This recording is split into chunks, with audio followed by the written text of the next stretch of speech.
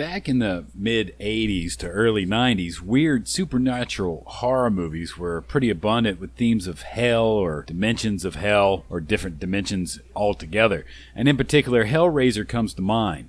Then there was that really cool one with Sam Neill set in space called Event Horizon, which was made towards the end of the 90s. But the premise was very similar. It was hell on Earth, or in that particular place, hell in space. Either way, when I started this review, I didn't know what to expect for Lust for Darkness. I thought there was probably a good chance I might even scrap it altogether if it was trying to be a cash grab for the nudity's sake involved in the game itself.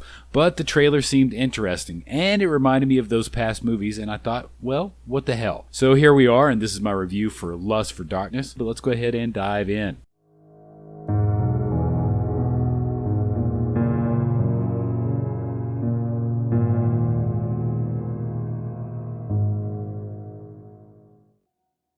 Gameplay and storyline.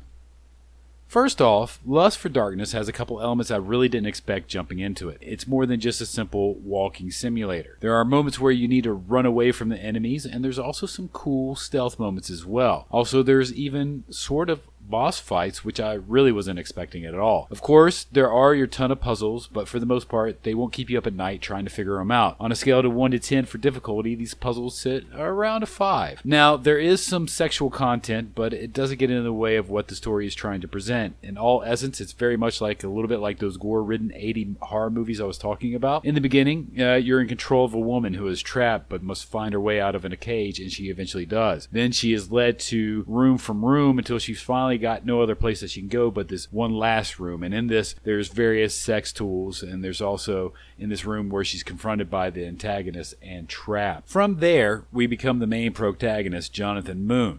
And we begin in his home where he finds out that a year has passed since his wife has gone missing. Now, with that information of her whereabouts revealed, Jonathan travels to a mysterious mansion where he stumbles across an occult where a weird ceremony is taking place. It isn't long before everything goes sideways as we find ourselves stuck in a battle between this world and the world of lust. Now, in between that world and this, we figure out puzzles and search through the mansion and all of the hopes of finding the woman that we love. It's kind of poetic in a sense.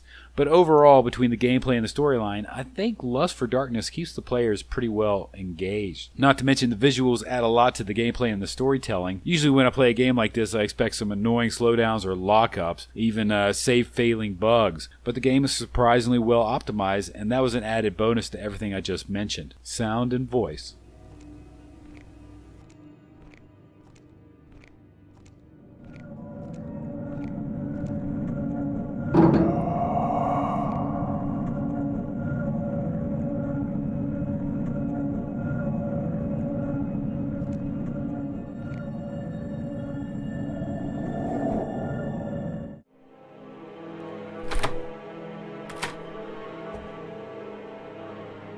Those paintings, perfumes. She lives here?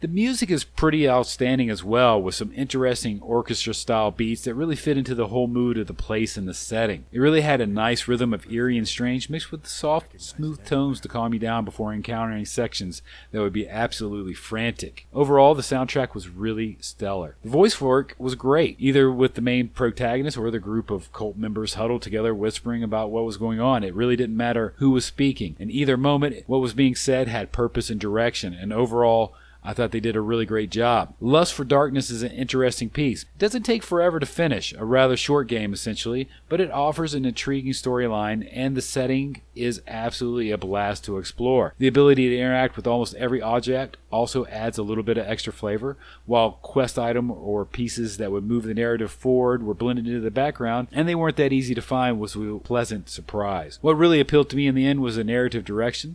This game could have easily gone off the rails and not been that fun, but Playway Studios was able to produce and maintain a good vision throughout. Now, the game's been out for a little while, but the price point seems reasonable at only $14.99.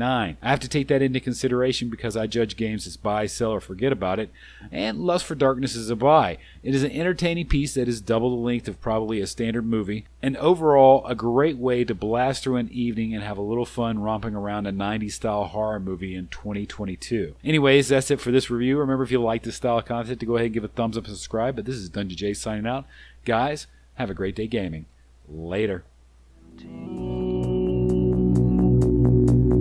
I'm just walking the line and there's nobody with me.